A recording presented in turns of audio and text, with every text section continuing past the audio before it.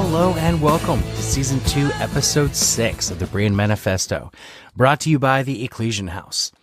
This is Pastor Bill, and over the next 10 minutes or so, we are going to conclude our holiday trilogy on the gifts the Magi brought with gold.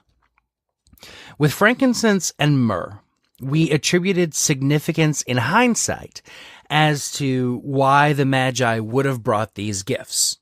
Frankincense reminding us of the high priesthood of Christ, and myrrh reminding us of the secret reason of Christ's coming to earth as a man to die for us.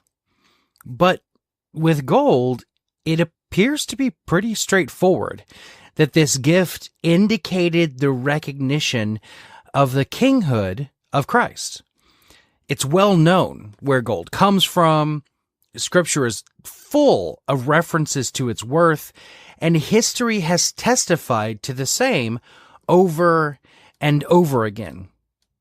One recurring theme throughout it all is that gold generally signifies government or royalty.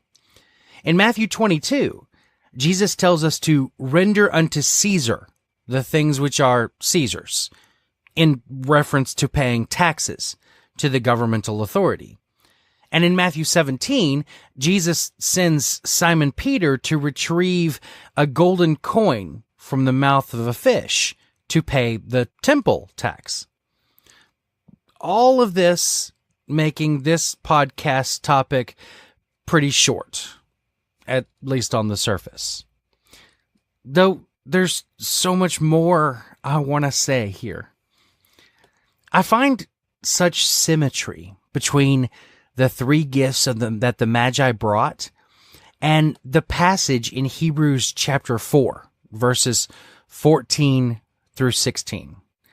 The first two verses relating to frankincense and myrrh so very well.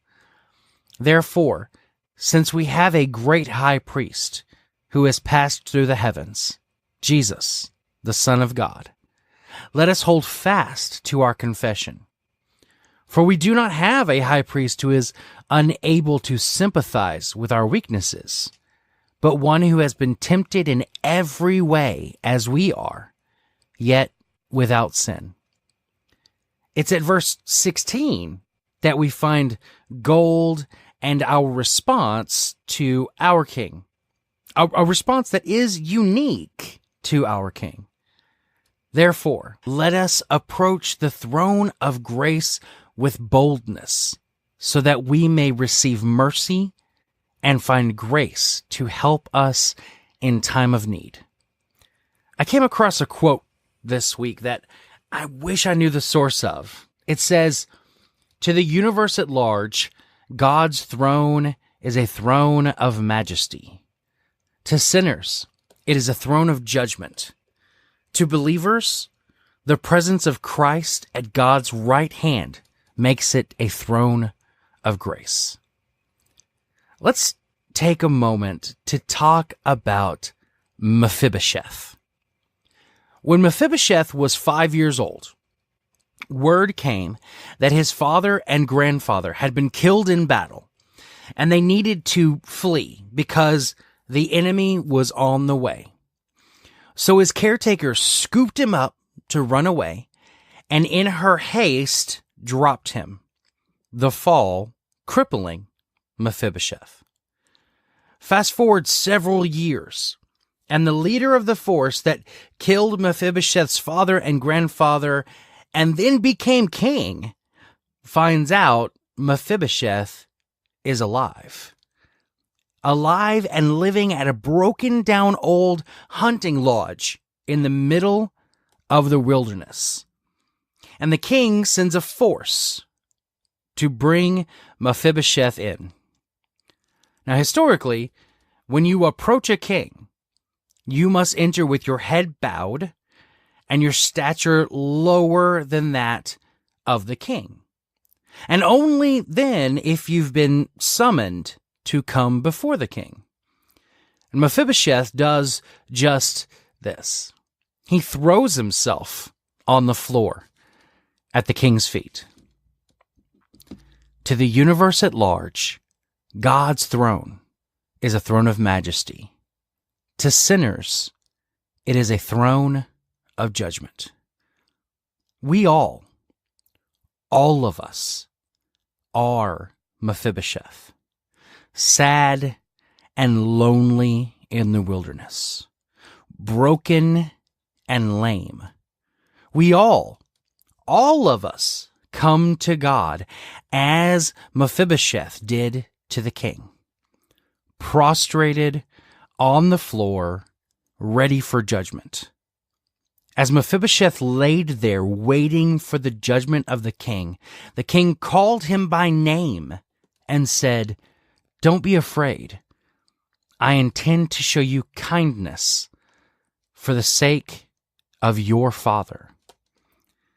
What Mephibosheth didn't know, what he couldn't know, was that the king was a very, very close friend of Mephibosheth's father and servant of his grandfather.